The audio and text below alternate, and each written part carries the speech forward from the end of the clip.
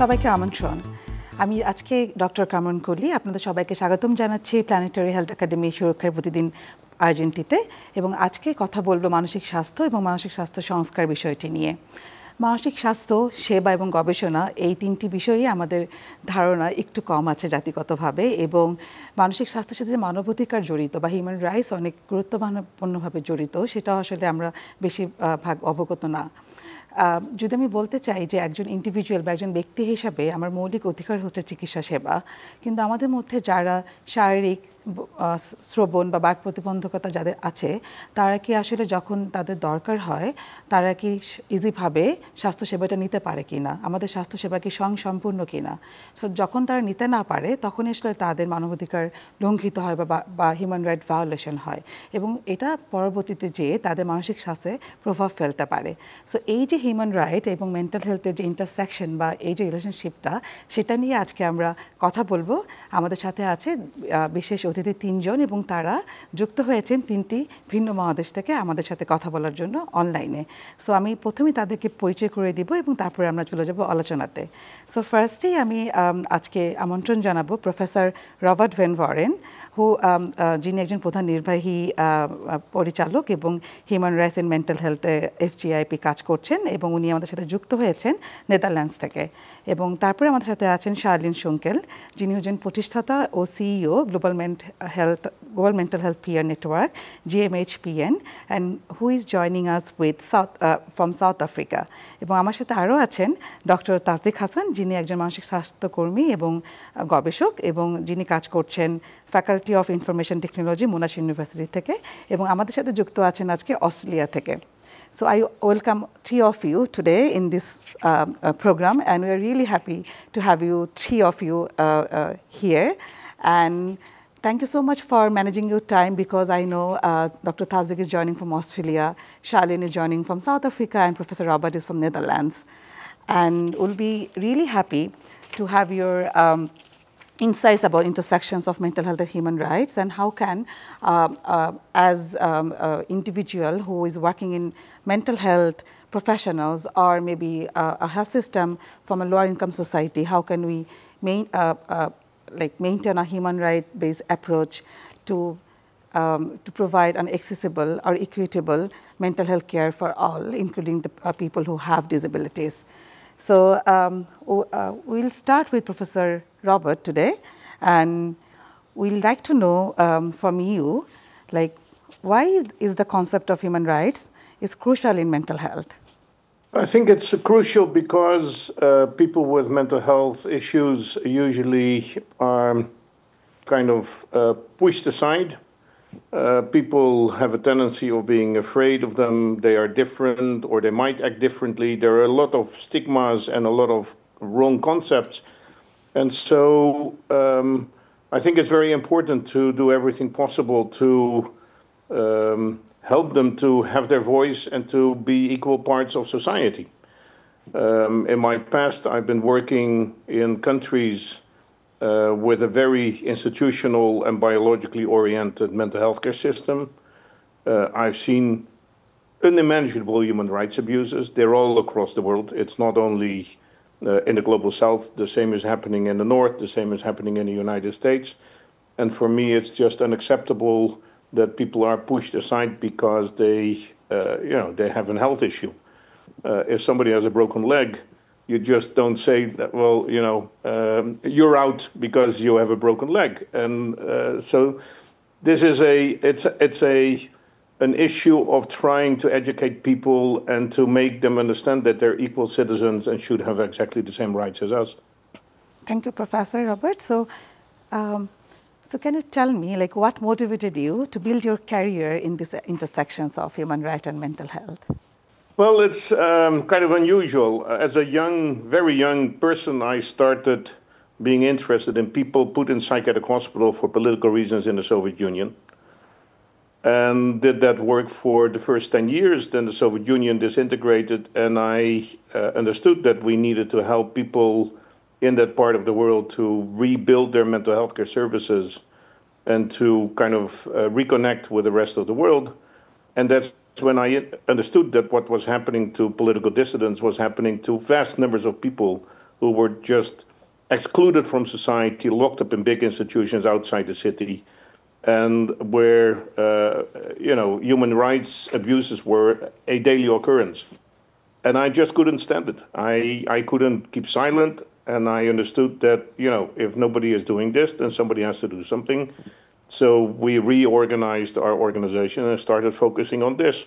And then gradually we moved out from the Eastern European and the post-Soviet region and started working at other places as well. Like, for instance, Sri Lanka, where we will have our conference in a couple of weeks. And in principle, the problem is exactly the same. Even if you go to the United States, if you look at the whole area of prison mental health, it's a disaster. It's a complete disaster. And the number of people that is interested is just minimal. So this is, I don't know, this is my life trajectory, and I don't think I will ever, stop doing this. Thank you, Professor Robert, for sharing your journey with us. But can you just tell us in a short way, like, what is the difference that you have been experiencing when you start and now around this work about mental health and human rights? Oh, there are big differences. The stigma is decreasing. People with mental health issues are getting a voice. I mean, the organization of Charlene would have been unimaginable 20, 25 years ago. And I think one of the wonderful things is that you really see a difference in attitudes, both on the side of people with mental health issues, because they are taking their voice. They don't need us anymore. They have their own way of defending themselves. But also among professionals, when you work with young generations, you see that their view on this is already quite different.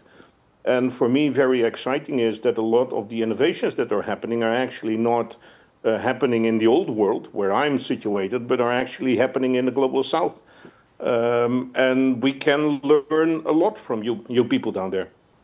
Thank you, Professor Robert. So, আমি যদি একটু summary করে বলি, professor Robert কি বললেন যে উনি যখন আসলে খুবই ইয়াং ছিলেন তখন থেকে উনি আসলে মেন্টাল হেলথে কাজ করা শুরু করেন এবং দেখেন যে যাদের আসলে মানসিক স্বাস্থ্য সমস্যা আছে তারা খুবই স্বাস্থ্যসেবা থেকে বঞ্চিত হয়ে যাচ্ছিল, তাদের কোনো ভয়েস ছিল না কথা বলার, এবং তারা আসলে ইকুইটেবল অ্যাক্সেস পাচ্ছিল না, এবং সেটা ওনাকে খুব মোটিভেট করে ওনার ইউরোপিয়ান রিজনে কাজ শুরু করার। এবং আমি জিজ্ঞেস করেছিলাম যে উনি যখন কাজ শুরু করলেন 20 থেকে 30 বছর আগে, আর এখনকার স্বাস্থ্যসেবার মধ্যে পার্থক্যটা কি? উনি বললেন যে এখন অনেকটাই আগের থেকে ইমপ্রুভ হয়েছে, মানুষজন এখন কথা বলা শিখতে পেরেছে, বা যারা এখন ইয়াং জেনারেশনরা আছেন এবং কাজ বেড়েছে মানসিক স্বাস্থ্য নিয়ে, সেবা নিয়ে এবং অ্যাডভোকেসি নিয়ে, এবং হি ইজ ভেরি হোপফুল যে will do better and this generation will do better. So আমি এখন চলে যাব মিস শার্লিন সাঙ্কেলের কাছে, আমাদের পরবর্তী স্পিকারের কাছে।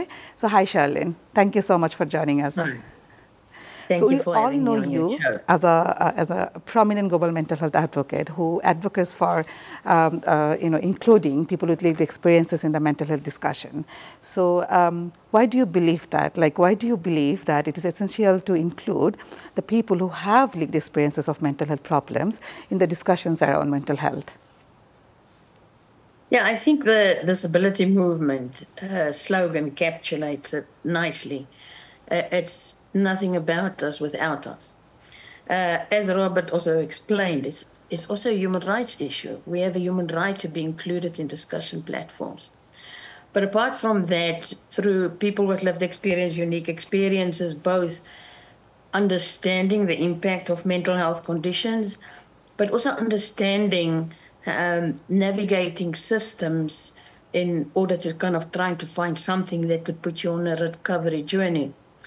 So because of that unique experience, people with lived experience are really perfectly positioned to inform policy and practice and kind of to develop more effective mental health systems and advise on that. It is also empowering for people. Imagine in history, historically being kind of silence around these things or not being included, it was actually very disempowering. But we do see a growing momentum, as Robert explained. But from a stigma perspective, it's also automatically helping to reduce stigma by including people in these conversations. Thank you, Charlene. So you just perfectly explain how people with lived experiences can share their daily life experiences of being stigmatized or discriminated, and then they can perfectly be an advocate for changing the policy around mental health. Thank you so much, Charlene. We'll come back to you later. So now we'll go to our next speaker, Dr. Tasdiq Hassan, who is my close colleague and a very prominent global mental researcher from Bangladesh. So let's hear from him, from his experience, যে ওর কাজের ধরনটা কি এবং ওর কাজ থেকে আসলে mental health এবং human রাইটসের সম্পর্কে একটু জানতে চাইব। So thank you, Tasdiq, for joining us today from Australia. So we know that your PhD research focuses on digital technology and deaf mental health. So have you ever encountered any human rights violation in this area? And if you have, then how have you incorporated the lived experiences into your work? Thank you very much, Dr. Kamran. It's a very important thing. I'm not a human rights expert, so, I don't know if it is really a violation of human rights, but definitely I'll give you some examples. And then you can think like if they are really violations of human rights or not. So just to give some context, my PhD is focusing on deaf people's mental health. And, I'll just give example from some of our, interview we did with the deaf community, I think 1 year back. So one of the deaf community members said, once I told my father about my eye problem and said that I needed to visit a doctor early in the morning. His response was, I won't be able to wake up that early. You should go alone. He did not consider the difficulties I would face, navigating the information centers, waiting in the queues, or even explaining my condition or as someone with both hearing, speech, and vision challenges. I failed to convince him that I needed support. See, I'm a father, and I'm thinking from that perspective, that father simply did not feel that his boy needed a guide. That, to me, as he said, the deaf community members said, it felt like a mental torture. Another example, I think, that stayed with me, one caregiver said, I know a deaf woman whose husband used to physically abuse her. In front of the doctor, when the woman was visiting a doctor for whatever reason, he would say that she was inattentive and frequently fell down. So all the bruise marks and, the marks came from the physical abuses. She was saying that they're kind of her fault. After the visit, he laughed loudly and mocked her, recounting how he had deceived the doctor. When I heard this, the caregiver said, I knew she would never receive proper treatment, respect, dignity at all. Another example, which is haunting. I think it will be in my next paper, which we are currently working at the moment. So a deaf woman who was denied adequate nutrition during pregnancy. So the caregiver said, I know a deaf girl who was not given proper food during her pregnancy. She lived with her mother. And when the doctor confronted the mother about this inhuman act, she simply said, my daughter is a burden to the world. So I can talk, hours after hours from my experience with this PhD. And now you can tell me, are these examples are human rights violation? What we are doing with them? Stigma, when Robert was saying stigma is being reduced, it's not true for deaf communities, or it's not true for people with disabilities in the global south. They are historically discriminated, they are stigmatized, and their human rights is not protected by any law, any policy, or not even by social construct we have right at the moment. Kamran, when you are asking me about how we are incorporating, that is the core essence of my PhD, co-designing tools. We are very primitive, when we are getting some awards for these tools, I'm see, we are doing nothing. We are just starting a discussion so that deaf people's mental health can be heard by us, and we know what they're going through. So that's what we are doing, and the tools we are developing with them. So they are prioritizing what topic they want to hear from the experts. They are co-designing in a sense, they are taking part in the design. They are telling us who will be the face, how the sign language will be incorporated. One of the major, I think, output of my PhD is the National Mental Health Sign Language Bank, where we incorporated the basic core mental health terminologies so that they can express their emotion precisely and adequately. So everything was designed by them. I'm just acting as a facilitator. So yes, we are trying to get lived experiences, the voices, their priorities, their need, absolutely in the design. And I do believe that this is how we can, protect their human rights as well. Thank you. Dear speakers, we are coming back after a short break. প্রিয় দর্শক, সুরক্ষার প্রতিদিন থেকে ছোট্ট একটা বিরতি নিচ্ছি, সাথেই থাকুন, ফিরছি শিগগিরই।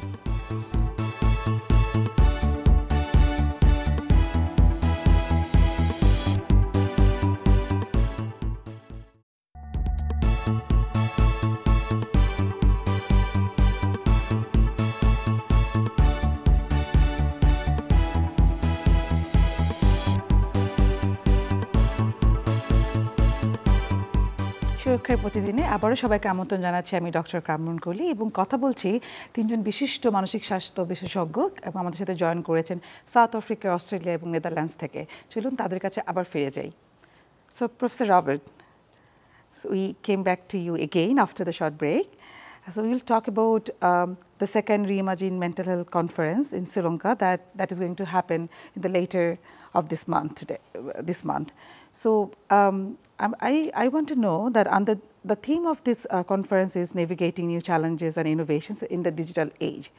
So how does this theme align with the current global mental health landscape, including human rights? Well, the interesting thing is we organized the first conference on this subject in 2022. Actually, it was my idea to organize it only once, a conference where people with lived experience were involved in the programming, part of the program where they were equal with professionals and other stakeholders, and also where there would be absolutely no sponsorship from the pharmaceutical industry. But somehow the conference was such a success that people said, well, we want to organize it again. So this is the second one that we are organizing it. And I think, there is an enormous development in technology. The mental health field has been very resistant in making use of modern technology in the mental health domain. But I think COVID really is one of those situations where a crisis is an opportunity, and suddenly providing therapy via Zoom using digital means became something that helped countries to cope with the enormous pressure on the mental health care system.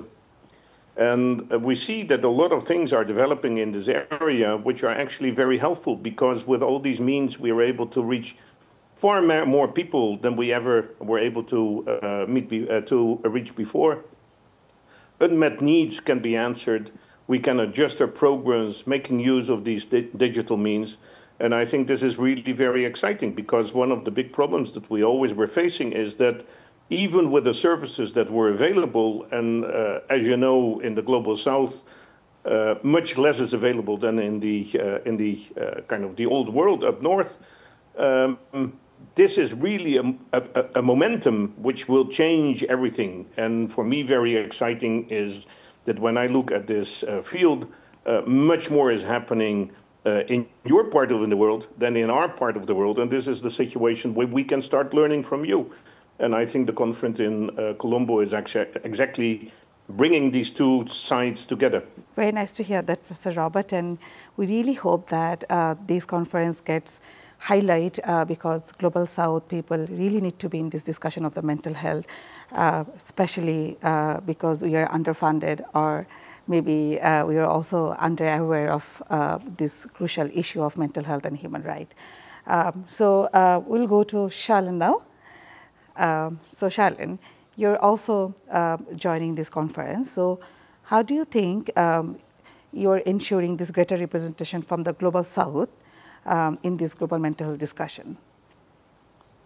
I think, first of all, the fact that it's hosted in the Global South is definitely one element that brings more people or representation from the Global South. I think the lineup of speakers is also evident of bringing different perspectives from around the world, but also many from low and middle income countries to share their unique experiences or perspectives and developments in the field. I think, like Robert said, the Global North can learn quite a bit from the Global South, and I think making that linkage is excellent. Maybe just to add one more thing is the inclusion of people with lived experience. There will be a team from the Global Mental Health Peer Network who will be hosting a symposium on lived experience inclusion, and they are from the Global South. So Thank you so much. Very, very glad to hear that, because where we live in the one of the countries of Global South, people with lived experience even do not come to the forefront because they will be stigmatized and they will be discriminated. So, but their experiences are very crucial so that we can design or reform our mental health care system, because they should be the main actor of this policy or maybe the reformation, because they need that more than anyone else.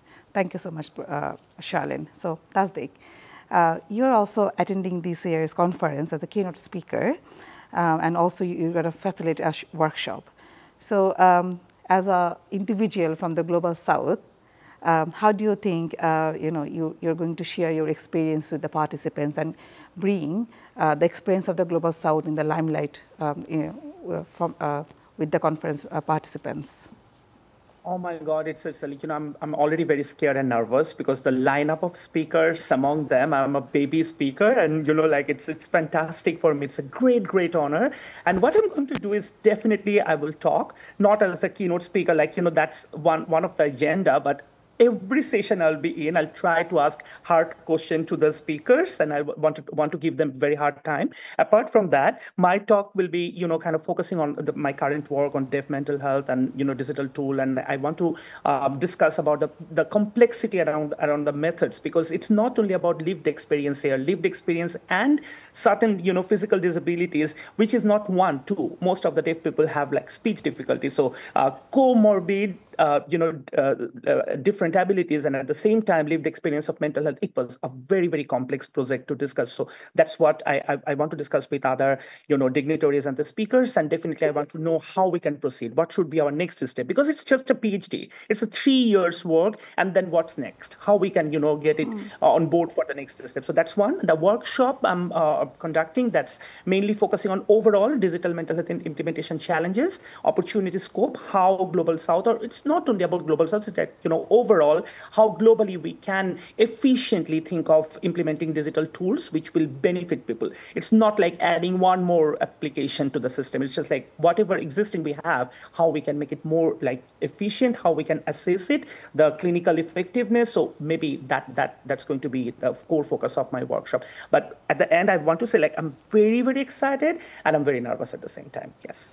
Thank you, Tasdik. As Professor Robert and Charlene said, that these people are often stigmatized, and we need to start discussion from somewhere, and this conference is the perfect example where the discussion is happening, including the people with lived experiences, and where is a good representation from Global South is there.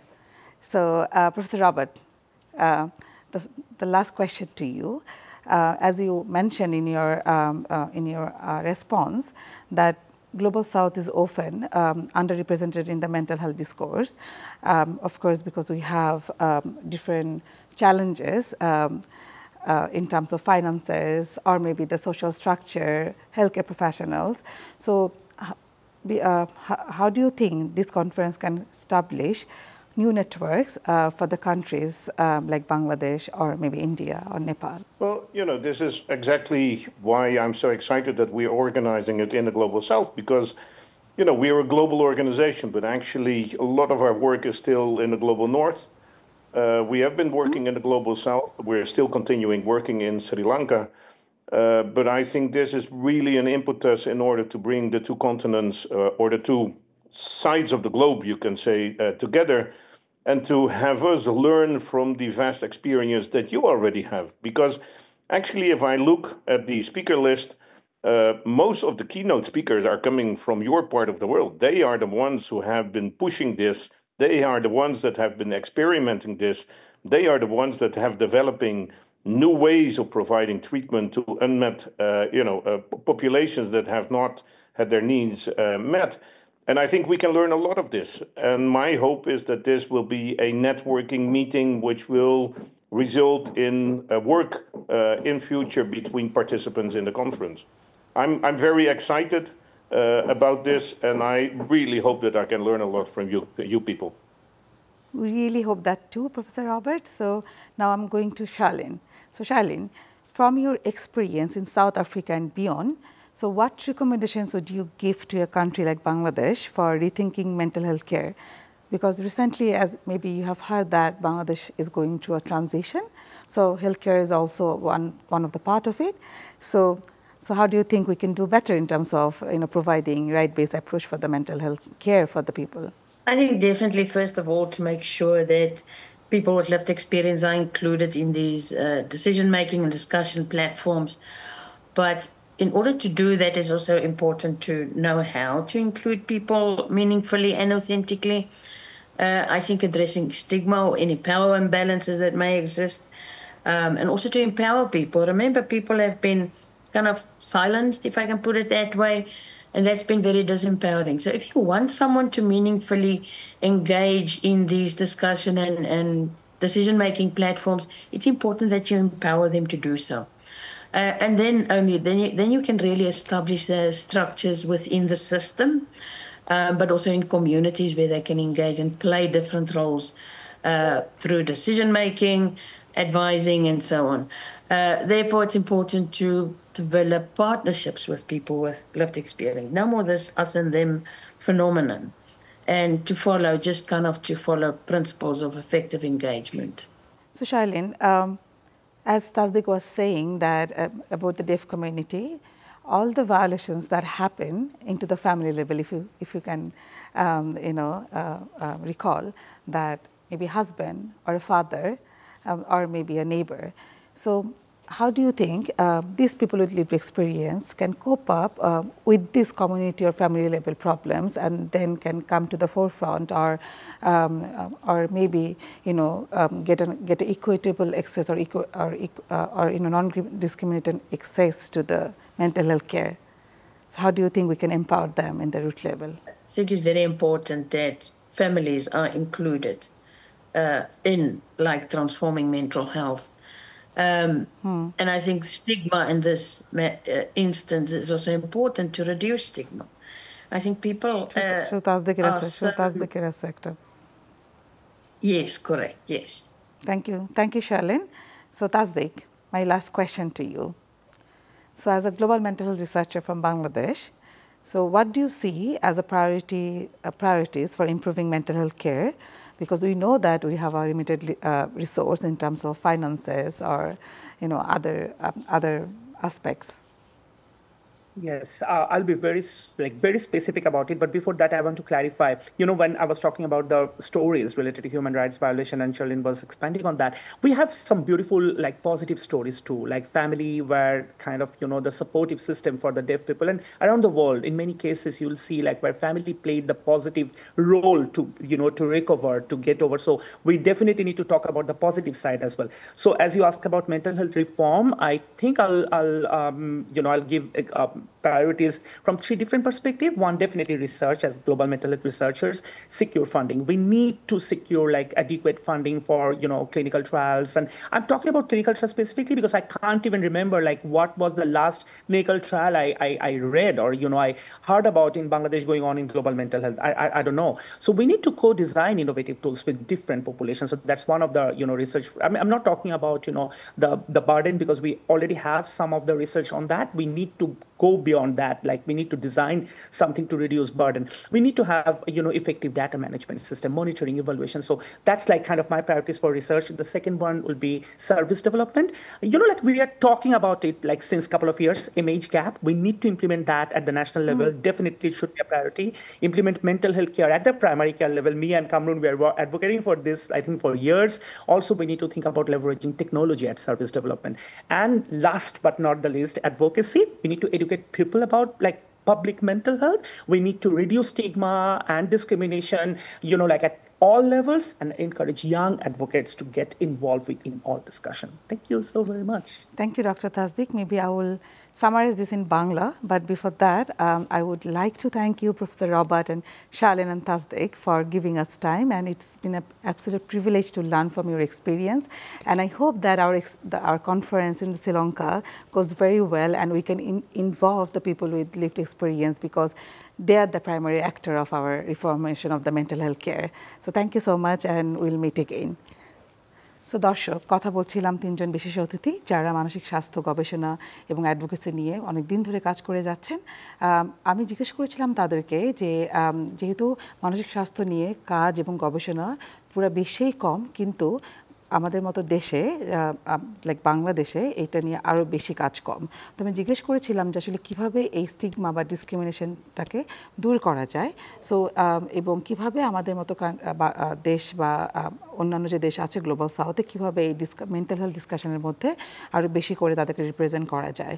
তো ওনারা বলছেন যে অনেক বেশি কথা বলতে হবে এটা নিয়ে, বিকজ যত আমরা বেশি কথা বলবো তত বেশি মানুষ জানবে এবং তত মানুষ সামনে আসবে এগিয়ে। কারণ যদি মানুষজন শারীরিক স্বাস্থ্য নিয়ে সমস্যা নিয়ে ডাক্তারের কাছে যেতে পারে, তাহলে মানসিক স্বাস্থ্য নিয়েও ডাক্তারের কাছে যেতে পারবে এবং তাদের করে কোনো বৈষম্য শিকার হতে হবে না।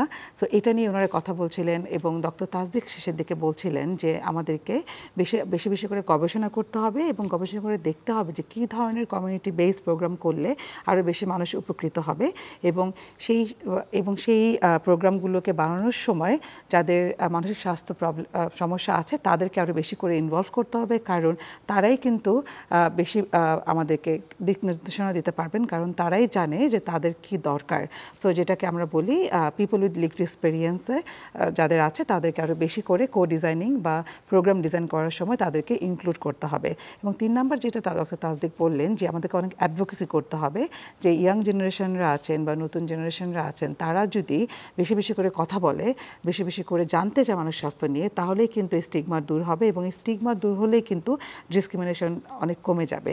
সো আশা করি আমাদের এই আজকে সুরক্ষার প্রতিদিন আয়োজন থেকে আমরা অনেক কিছু জানতে পেরেছি এবং যদি জানতে পেরে থাকি তাহলে as an individual, as a family member আমরা চেষ্টা করব যে নিজেরও শারীরিক ও মানসিক স্বাস্থ্যের খেয়াল রাখতে এবং সাথে করে আমার পরিবারেরও মানসিক স্বাস্থ্যের খেয়াল রাখতে। এতে করে যেটা হবে পুরা সমাজটাই আসলে আমরা উপকৃত হব এবং মানসিক স্বাস্থ্য ভালো রাখতে পারবো। ধন্যবাদ সবাইকে। আবার দেখা হবে কোনো একটা সুরক্ষার প্রতিদিন অনুষ্ঠানটিতে।